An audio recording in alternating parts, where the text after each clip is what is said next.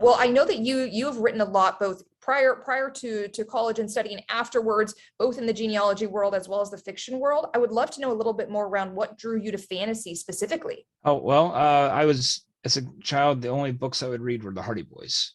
And that's because my dad used to read those to me as a bedtime story. And that's all I would read. And my mom says, you know what, you need to read something else. So when I was 12 years old, she handed me The Hobbit. So here, read this. And I was hooked. I loved it. So I read The Lord of the Rings, muddled my way through the Silmarillion. You have to force yourself through that book, unfortunately. But you learn how not to write by reading that book. Then I moved on to Terry Brooks and C.S. Lewis. And those stories just captured my imagination. Yeah, it was intriguing, just to delve into someone else's imagination for once rather than my own. And I loved teen fiction so much that I never got out of that.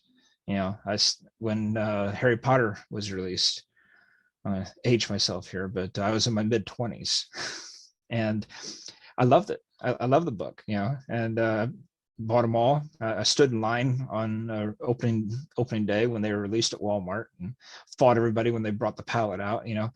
I don't care if I was 30 at the time. I was digging through the pallet trying to get the best looking book. But I love young adult fiction, teen fiction, because that's what I started with.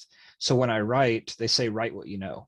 Well, I know teen fiction. The Aragon series, the series by Rick Riordan, the Heroes of Olympus, the Percy Jackson, I think I said Aragon, just all sorts of different teen fiction. I was right there with you, with standing in line for the Harry Potter. So shared experiences for sure. Well, you have spoken a lot about the journey to creating your series, the Fairy Chronicles, which started back in 2003. Can you tell us a little bit more around how that idea initially came to you and really how it went from an idea all the way to execution? I don't know how the idea came to me, except that I was reading an essay by Tolkien. It was called on Fairy Stories. And he made a quote by a guy named Andrew Lang. He's a poet and story writer over in Scotland. And the quote was, "He who would enter into the kingdom of fairy must have the heart of a little child." And I don't know what it was about that sentence, but that sentence just, struck a chord in me. And I wrote the first 5 chapters from that one sentence. And I've always enjoyed Stonehenge. I visited Stonehenge in 1997. So I was familiar with the site. I had a lot of pictures. I was familiar with the town. So I used the town as a backdrop.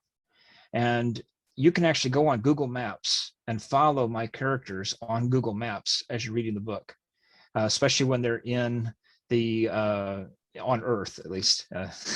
Google Maps doesn't stretch to fairy, but yeah, you can do that. And in fact, the 4th book, The Priestess of Fairy, takes place mostly in the United States.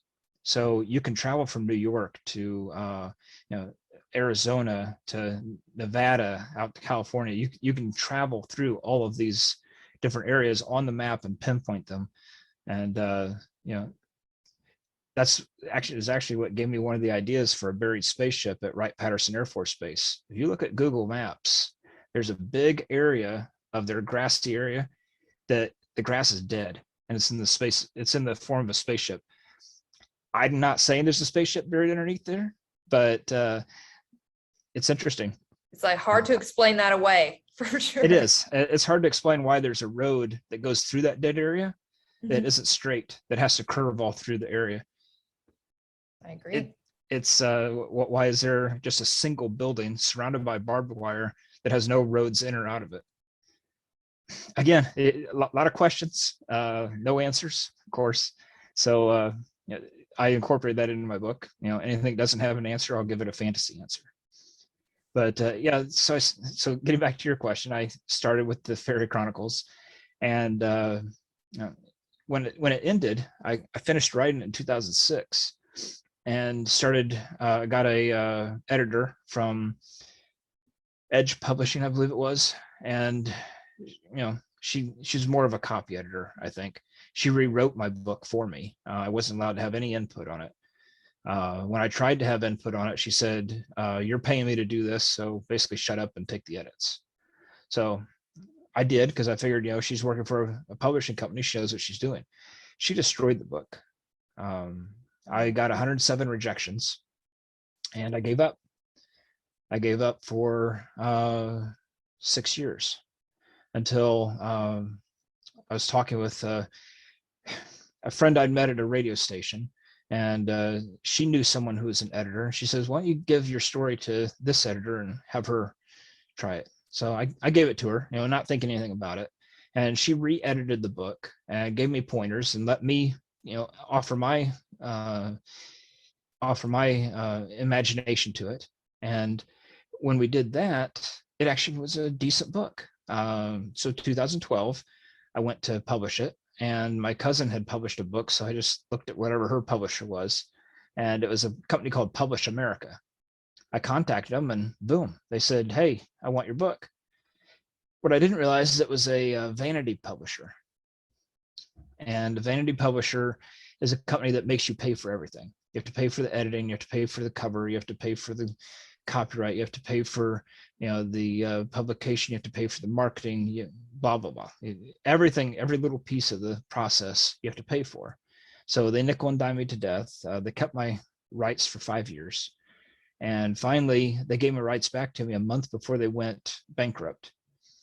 So I had a chance now to expand on the Fairy Chronicles, so I did, and I wrote the second book. And of course, the second book was 150,000 words, and yeah, it was massive.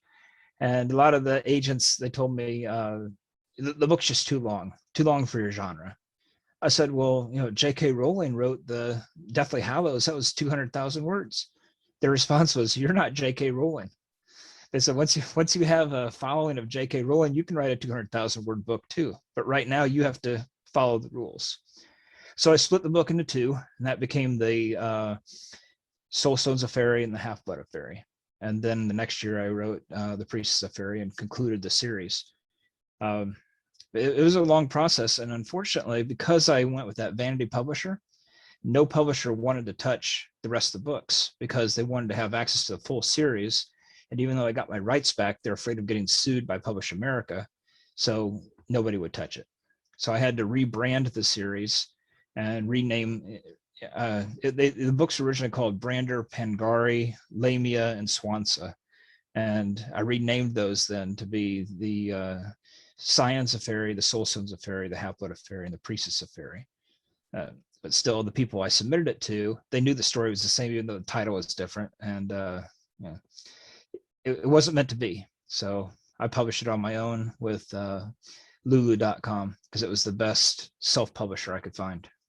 And going from that experience, and gaining so much of those learnings through the process, if you had to really give one piece of instrumental of advice from that experience to aspiring creators, what would you say? You're going to get a lot of rejections. If I'd given up, I wouldn't be where I am today. But it's hard. It's hard to receive 107 rejections, because you feel like they're rejecting you, and they're not. They're rejecting, the way you wrote your story. Had I, now that I know what I know, I'd have rejected my story too. It wasn't worth being published. I never should have published it. Not in the condition it was in. It helped me develop a 12-step editing process. And I highly recommend people to go through some sort of stringent editing process before you even send it to a beta reader. Make sure you always put your best foot forward before you query, send to a beta reader or anything, because as soon as that bridge is burned, it's burned forever. So be careful.